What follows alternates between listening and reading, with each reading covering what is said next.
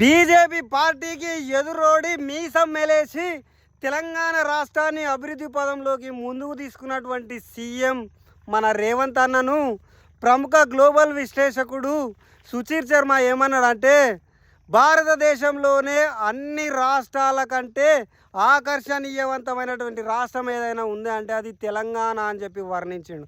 అంతేకాదు భారతదేశంలో ఉన్నటువంటి సీఎంలందరికీ రేవంత్ రెడ్డి ఒక గ్లోబల్ స్టార్ అని చెప్పి ఆయన వర్ణించాడు. నిజంగా ఎంత గ్రేట్ తెలుసా? ఎందుకంటారా ఈ మాట అంటే, రేవంత్ అన్న అట్లా డెవలప్ చేస్తూ ఉన్నాడు.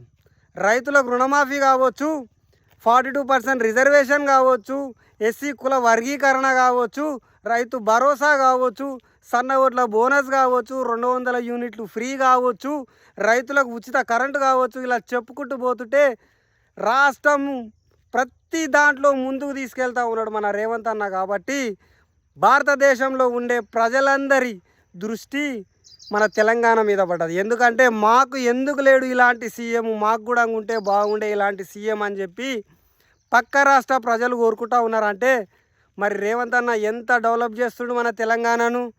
ఎవరైనా పొగడాల్సిందే మన రేవంత్ అన్నను.